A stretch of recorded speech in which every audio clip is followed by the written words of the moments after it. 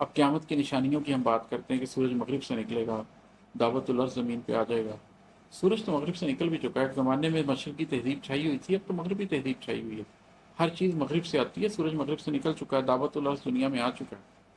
آج مغرب سے سورج نکل بھی چکا، دعوت الارض شہروں میں پھر بھی چکا۔ ایک دن نہ بہت ہی قریب آ لگے، ایک دن نسل انسان کی تاریخ کا آخری مارکا آئے گا، یہ فریب و دجل کا زمانہ ہی ڈھل جائے گا، پہلے ارض مقدس میں پھر ساری دنیا میں مشرق سے سورج نکل جائے گا، نکل آئے گا،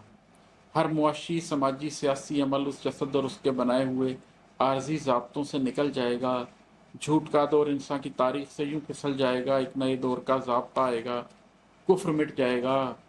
حق ٹھہر جائے گا۔ یہ سارا کچھ ہونے کے باوجود ہم اس آخری مارکے کے بالکل قریب ہیں جو اسلامک اسکٹولوجی کے مطابق پینیکل ہے آخر زمان کا بھی، جس میں دجال کو ہرا دیا جائے گا، عیسیٰ علیہ السلام دنیا کے اوپر حکومت کریں گے، اور اس زمانے میں وہ نسل انسانی کی تاریخ کا آخری مارکہ ہوگا، جس کے بعد فریب الدجل ہمیشہ کے لیے مٹ جائے گا، ہمیشہ کے لیے بات طے ہو جائے گی کہ اللہ کا بتایا ہوا دین ہی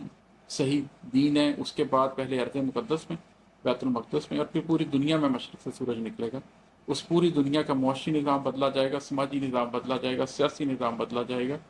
آپ کی ڈکشنری کے لفظ تک بدل جائیں گے، لبرل کا معنی آپ کے نزدیک بدل جائے گا،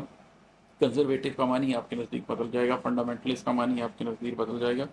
کیونکہ اللہ کا وعدہ ہے کہ حق نے باطل پر غالب آ جائیں، ایک نئے دور کا ضابطہ آئے گا، کفر مٹ جائے گا، حق ٹھہر جائے گا۔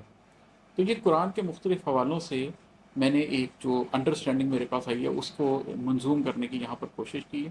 یہ بہت لمبے موضوعات ہیں، کبھی اس کے اوپر نثری طور پہ کچھ لکھوں گا تو شاید زیادہ واضح کر سکوں گا لوگوں کے اوپر، یا کبھی ان میں سے کسی ایک ایک موضوع کے اوپر پوری لمبی ڈسکشن کروں گا، دعوت العرض پہ علیحدہ سے گفتگو کروں گا، یہ علیحدہ سے بات کروں گا کہ کس طریقے سے میں جسد کو دجال کس وجہ سے سمجھ رہا ہوں۔ لیکن فی الحال میں صرف آپ لوگوں کو اس طرف اشارہ دینا چاہتا ہوں کہ وہ آخری وقت آ گیا اور سب کچھ ایٹ سٹیک ہے، اللہ نے وہی کرنا ہے جو اللہ نے کرنا ہے، انجام وہی ہونا ہے جو انجام ہونا ہے، ہمارا اور آپ کا کام صرف یہ ہے کہ ہم اپنا خیمہ چوز کر لیں، جیتنا تو حق کے خیمے نہیں ہے، لیکن ہم حق کے خیمے میں جاتے ہیں یا باطل کے خیمے میں، یہ فیصلہ آپ نے اور میں نے کرنا ہے۔ بہت شکریہ، السلام علیکم۔